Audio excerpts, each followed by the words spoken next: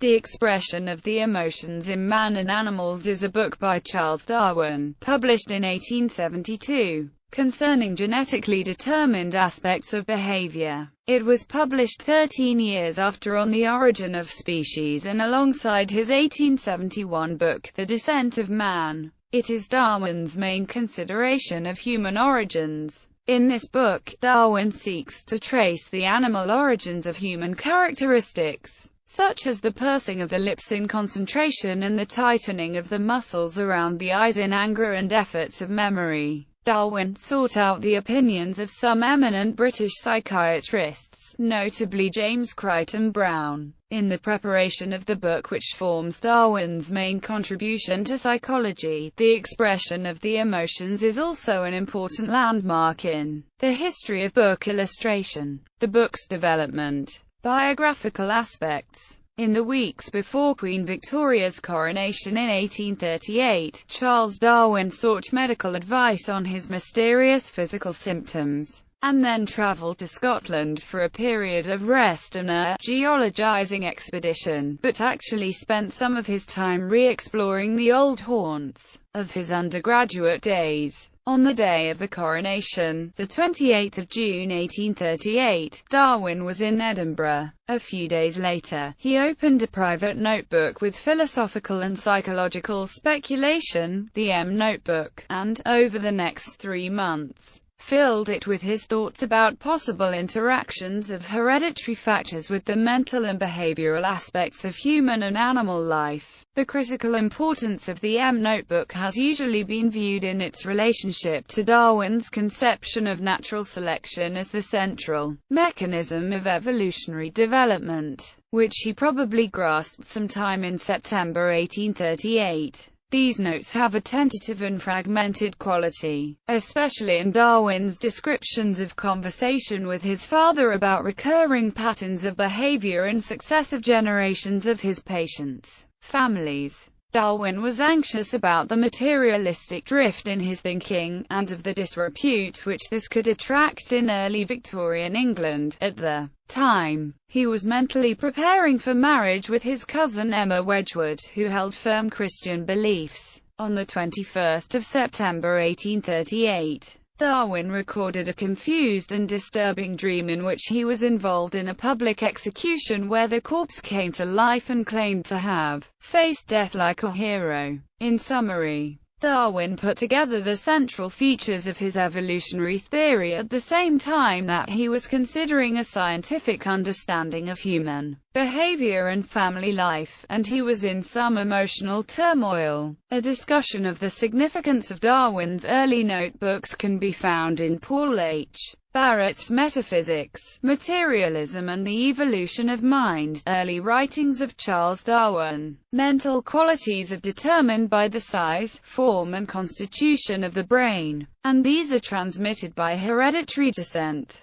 George Combe. The constitution of man considered in relation to external objects. One is tempted to believe phrenologists are right about habitual exercise of the mind-altering form of head, and thus these qualities become hereditary. When a man says, "I will improve my powers of imagination," and does so, is not this free will? Charles Darwin. The M Notebook. To avoid stating how far I believe in materialism, say only that emotions, instincts, degrees of talent, which are hereditary, are so because brain of child resembles parent stock. Charles Darwin. The M Notebook. Little of this surfaced in On the Origin of Species in 1859, although Chapter 7 contains a mildly expressed argument on instinctive behavior. In the public management of his evolutionary theory, Darwin understood that its relevance to human emotional life could draw a hostile response. Nevertheless, while preparing the text of The Variation of Animals and Plants Under Domestication in 1866, Darwin took the decision to focus his public statement of evolutionary biology with a book on human ancestry, sexual selection and emotional life. After his initial correspondence with the psychiatrist James Crichton Browne, Darwin set aside his material concerning emotional expression to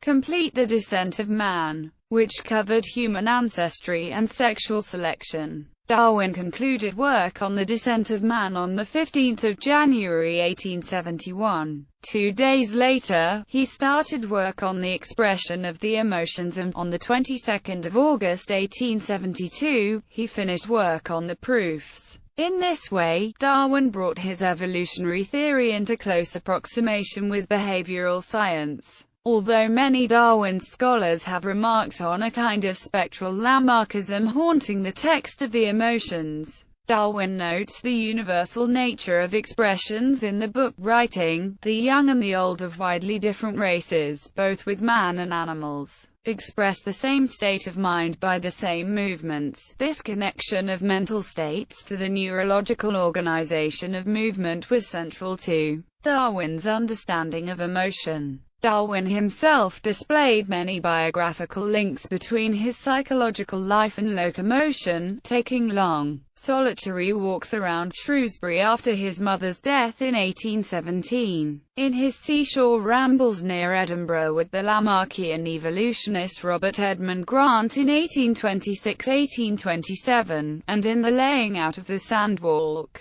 his thinking path, at Down House in Kent in 1846. These aspects of Darwin's personal relationships are discussed in John Bowlby's psychoanalytic biography of Darwin. Darwin points to a shared human and animal ancestry in sharp contrast to the arguments deployed in Charles Bell's Anatomy and Philosophy of Expression, which claimed that there were divinely created human muscles to express uniquely human feelings. Bell's famous aphorism on the subject was, "Expression is to the passions as language is to thought." In the expression, Darwin reformulates the issues at play, writing, "The force of language is much aided by the expressive movements of the face and body, hinting at a neurological intimacy of language with psychomotor function." However, Darwin agreed with Bell's emphasis on the expressive functions of the muscles of respiration. Darwin had listened to an attack on Bell's opinions by the phrenologist William A. F. Brown at the Plinian Society in December 1826, when he was a medical student at Edinburgh University. Darwin's response to Bell's neurological theories is discussed by Lucy Hartley. In the composition of the book, Darwin drew on worldwide responses to his questionnaire concerning emotional expression in different ethnic groups, on hundreds of photographs of actors, babies and children, and on descriptions of psychiatric patients in the West Riding Pauper Lunatic Asylum at Wakefield in West Yorkshire.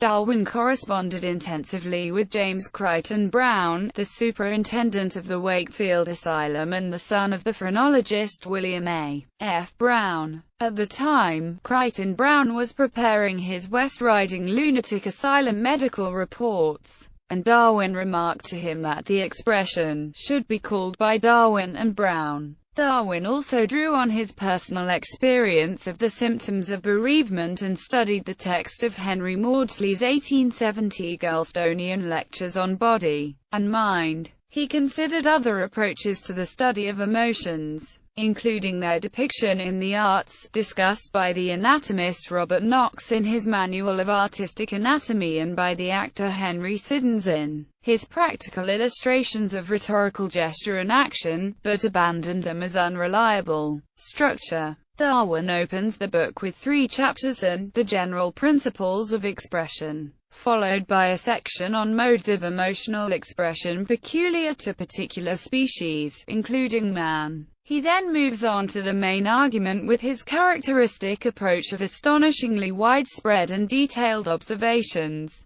Chapter 7 discusses low spirits, including anxiety, grief, dejection and despair, and the contrasting Chapter 8, high spirits, with joy, love, tender feelings and devotion. Subsequent chapters include considerations of reflection and meditation, Chapter 10 on hatred and anger, Chapter 11 on disdain, contempt, discussed guilt, pride, helplessness, patience and affirmation, and Chapter 12 on surprise, astonishment, fear and horror. In Chapter 13, Darwin discusses complex emotional states including self-attention, shame, shyness, modesty and blushing. Throughout these chapters, Darwin's concern was to show how human expressions link human movements with emotional states, and are genetically determined and derived from purposeful animal actions. Illustrations. This was one of the first books to be illustrated with photographs, with 7 heliotype plates, and the publisher John Murray warned that this would poke a terrible hole in the profits.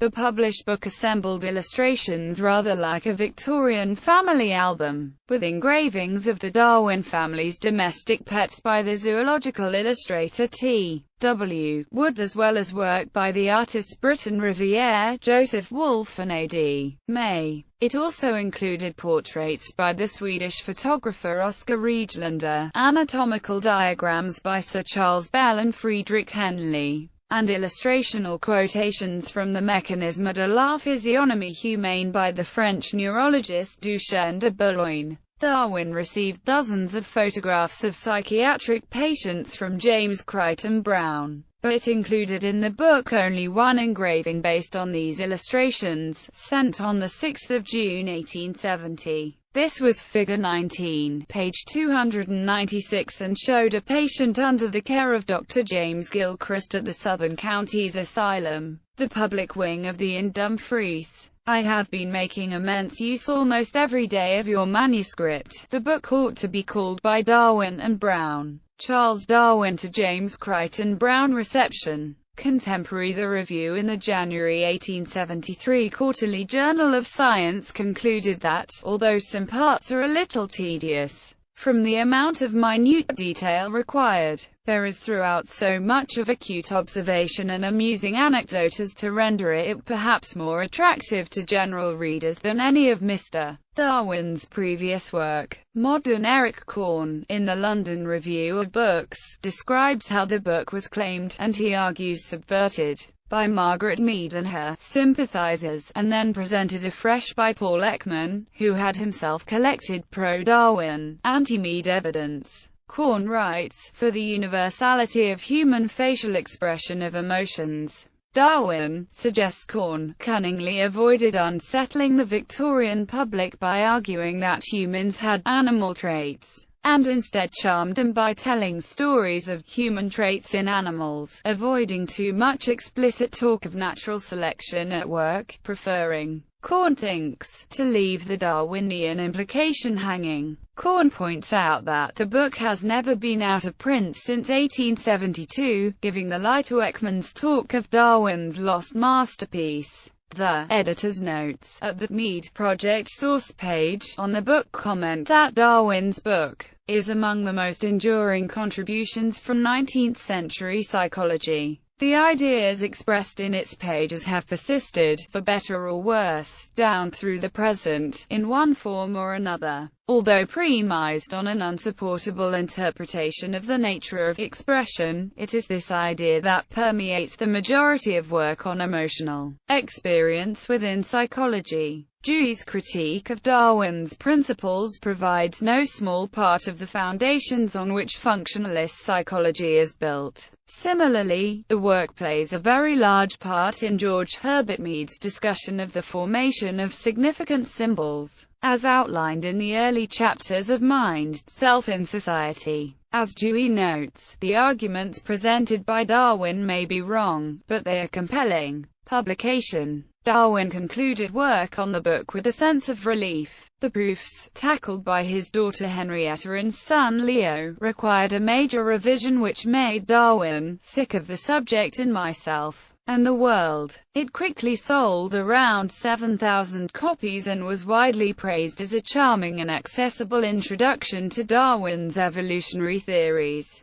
A second edition was published by Darwin's son in 1889. Without several revisions suggested by Darwin, these were not published until the third edition of 1999. Influence. The lavish style of biological illustration was followed in work on animal locomotion by Edward Muybridge and James Bell Pettigrew, in the extensively illustrated works of the evolutionary biologist Ernst Haeckel, and, to a lesser extent, in Darcy Thompson's On Growth and Form. Darwin's ideas were followed up in William James' What is an Emotion? And Walter Cannon's Bodily Changes in Pain, Hunger, Fear and Rage, in which Cannon coined the famous phrase fight or flight response. On 24 January 1895, James Crichton Browne delivered a notable lecture in Dumfries, Scotland on emotional expression, presenting some of his reservations about Darwin's views. In 2003, the New York Academy of Sciences published Emotions Inside Out.